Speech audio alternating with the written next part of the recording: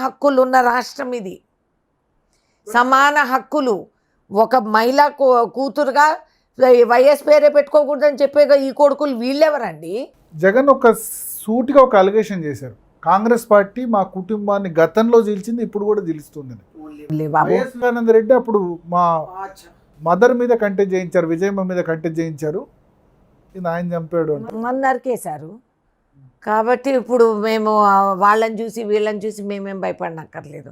మాట్లాడిన జగన్ చంపించారు. ఈ కుటుంబాన్ని మేమేం చేయాల్సినక్కర్లేదు. నువ్వు చేసుకున్న నేరాలకి కదా ఇప్పుడు జగన్ చంపించారు వైఎస్ వివేకానంద. నేను జగన్ చంపించారని నేను అనలేదు. కేంద్రంలో మీరు అధికారంలోకి వస్తే న్యాయం జరుగుతుందా వైఎస్ వివేకానంద రెడ్డి కేసులో? మీరు అధికారం వైఎస్ వివేకానంద రెడ్డి గారి కేసులో ఆయన బతుకుండగా ఆయన నా దగ్గరికే వచ్చి ఢిల్లీ పార్లమెంట్ సెంట్రల్ హాల్లో నన్ను పక్కకు తీసుకెళ్ళి నాకు కొన్ని వాస్తవాలు ఆయన తెలవపరిచారు. ఇది వాస్తవం. ఆ టైంలో నేను ఈ మ్యాటర్ టేకప్ చేశాను. ఈయన లైఫ్కి థ్రెట్ ఉందనే వాస్తవం నేను తెలవపరిచాను. ఆయన వచ్చి నన్ను కలిచారు. Is a very nice man, కొంచెం మెతకటోడు, మంచివారు. సో ఆ టైంలోనే ఆయన అన్నారు నన్ను చంపేస్తారు మేడం అని. నాకు కొన్ని వాస్తవాలు వివరాలు ఆయన చెప్పడం కూడా జరిగింది. సో ఆయన ఎలా చనిపోయారు? నువ్వు రాష్ట్ర ముఖ్యమంత్రిగా ఉండి యూ కాంట్ డూ ఎంక్వైరీ. నీ కుటుంబమే కదా, నీ కుటుంబాన్ని మేము చీలుస్తున్నామంటున్నావు. నీ కుటుంబంలో మీ బాబాయ్ మరణిస్తే నువ్వు అంత నిస్సహాయం ముఖ్యమంత్రివా? Why you are not doing enquiry? But ఇదంతా చంద్రబాబుకు సపోర్ట్ చేసేందుకు స్టార్ క్యాంపెయిన్లు అయ్యారు, షర్మిల కానీ లేకపోతే సునీతారెడ్డి కానీ. ఇప్పుడు ఆయన జోషి చెప్తున్నాడా ఇది? నీ స్టార్ క్యాంపెయినర్స్ ఎవరు? జగన్ స్టార్ క్యాంపెయినర్స్ అంతా పేద ప్రజలు. మంచి సినిమా లేదు. ఇంకా అని చెప్తారు కదా, రామోజీరావు, రాధాకృష్ణ, మిగతా మీడియా పేర్లు కూడా చెప్తున్నారు. వీళ్ళంతా స్టార్ క్యాంపెయినర్స్ మీరంతా. అవును, మేము మాకు చాయిస్ ఉంటే మేము చేసుకుంటాం. మీకేంటి ఇబ్బంది? మీరు ఇచ్చిన ప్యాకేజీలు, మీరు ఇచ్చిన అడ్వర్టైజ్మెంట్లు, దాంట్లో ఇన్ని సంవత్సరాలుగా నడుస్తూ ఉన్న రైతులు, అమరావతి రైతులు చేస్తూ ఉన్న అంత డిసిప్లిన్, హిస్టారిక్ మూవ్మెంట్ అది. That should be documented. అది జరుగుతూ ఉంటే ఒక్క మాట బయటికి రానివ్వలేదే. నువ్వు ఫుల్ పేజ్ యాడ్స్ ఇచ్చి అన్ని పేపర్లకి. కాంగ్రెస్ రాహుల్ గాంధీ ఎందుకు గట్టిగా ఫైట్ చేయట్లేదు? Amaravati Rahul Gandhi he sympathised with Amaravati farmers. ఆయన పాదయాత్ర చేసిన రాలేదు కదా, అక్కడ విజయవాడకు వచ్చి వాళ్ళు వచ్చి కలిశారు. అక్కడ కలిశారు వాళ్ళు. మనసి ఒక మాట కూడా జగన్కు వ్యతిరేకంగా మాట్లాడలేదు. అప్పుడు ఆయన పాదయాత్ర ఎజెండా ఇస్ డిఫరెంట్ అండి. ఆయన రాజకీయ పరంగా ఒక రాష్ట్రం ఎంటర్ అయితే అది వేరే. పాదయాత్ర, భారత్ జోడో యాత్ర ఓకే బాగానే జరిగింది. ఇప్పుడు పాదయాత్ర అవసరమా అంటారు? 2 నెలల్లో ఎలక్షన్ పెట్టుకుని.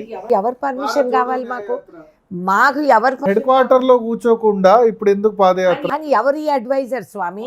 మమతా బెనర్జీ అటెండ్ కాలేదు. నితీష్ కుమార్ బీహార్లో అడుగు పెడితే ఆయన వెళ్ళిపోయారు. మమతా బెనర్జీ పార్టీ అక్కడ కారు మీద రాళ్లు విసిరిన సిచ్యువేషన్.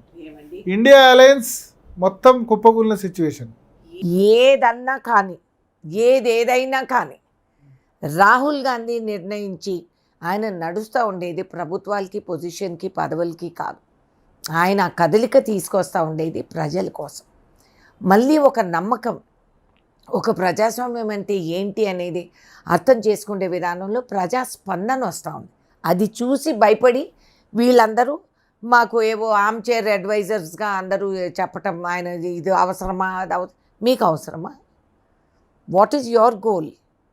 మీరు decide. Mamata Banerjee, I have great respect, she's a fantastic fighter. ఆమె ఒక్కటే మోదీ గారికి మంచి జవాబు ఇచ్చింది పోయినసారి. ఉంటాయి తాత్కాలిక అలకలు, ఇవి అవి ఉంటాయి. బట్ అందరం లాస్ట్కి ఒక ఇప్పుడు ఆంధ్రప్రదేశ్లో తెలుగుదేశం కూడా మీతో కలిసి వస్తుంది అనుకుంటున్నారు ఒకవేళ అవసరమైతే? ఏమండి, మేమైతే కోరతాము. మేమైతే we will offer our hand in friendship. ఎవరు ఏ చేయి పట్టుకో. వైసీపీని కూడా అడుగుతారు అవసరమైతే? YCP is who is YCP? YCP కోసం కాదు, ప్రజల కోసం.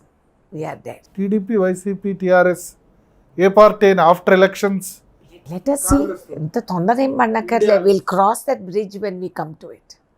బట్ చంద్రబాబు అప్పుడు కలిసి పోటీ చేశారు 18లో, ఎందుకు దూరం జరిగారు? అదే ఆయన్ని అడగండి, మమ్మల్ని అడిగితే. భయపడుతున్నారా బీజేపీకి? ఏమో మరి అది వారినే అడగండి, మేము ఎలా చెప్తాం ఆయన ఏం చూస్తుంటారు ఏం చెప్తుంటారు. I can't answer that. So ఒకటి ఇంకా 2 నెలలు ఉంది, 2 నెలల్లో అయితే లోక్సభలో లేకపోతే రాజ్యసభలో ఉంటారు. రేణుకా చౌదరి వాయిస్ మళ్ళీ ఖచ్చితం. సోనియా గాంధీ గారి నిర్ణయం, ఖర్గే గారు ఏ బాధ్యత కేటాయిస్తారో చూడాలి. ఖర్గే గారు అన్నీ ఆలోచించి చేస్తారు. He is our Congress president.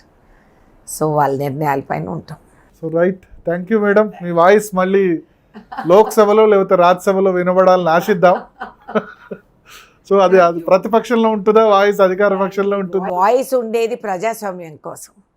ఈ కంఠం అనేది పెంచగలుగుతున్నానంటే ఈ స్వతంత్ర భారతదేశంలో జన్మ తీసుకున్న అదృష్టం నాకు కలిగింది కాబట్టి, ఒక మిలిటరీ కూతురుగా నేను దేశమంతా తిరిగిన దాన్ని కాబట్టి, అవకాశం కలిగింది కాబట్టి, ఐ హ్యాడ్ అదృష్టం. సో ఇప్పుడు అనుభవం కూడా కలిసి వచ్చింది. ఈ సేవ ఎక్కడన్నా అందించగలుగుతాము అని పార్టీ నిర్ణయిస్తే అఫ్ కోర్స్ ఈ కంఠం ఎప్పుడూ లేసే ఉంటుంది. భగవంతుడు నాకు ఆయుస్సు ఇచ్చినంత వరకు, కంఠంలో ప్రాణం ఉన్నంత వరకు ఎప్పుడు కూడా వి ద పీపుల్ అనేది ఆ పునాదికి నేను కట్టుబడిగా ఉంటాను. సో ఇది రేణుకా చౌదరి గారు చెప్తున్నారు. ఖచ్చితంగా యూపీఏ అంటే ఇండియా అలయన్స్ నేతృత్వంలో కాంగ్రెస్ పార్టీ కేంద్రంలో అధికారంలోకి వస్తుంది. రేవంత్ రెడ్డి 20 సంవత్సరాల పాటు ముఖ్యమంత్రిగా ఉంటారని చెప్తున్నారు. రాబోయే ఎన్నికల్లో అయితే లోక్సభ లేకపోతే రాజ్యసభ ఏదో ఒక దానిలో ఖచ్చితంగా తన వాయిస్ పార్లమెంట్లో ఉంటుందని కూడా ఆమె స్పష్టంగా చెప్తున్నారు. ఇది రేణుకా చౌదరితో బిగ్ డిబేట్ విత్ భరత్. మరో బిగ్ డిబేట్లో మళ్ళీ కలుద్దాం.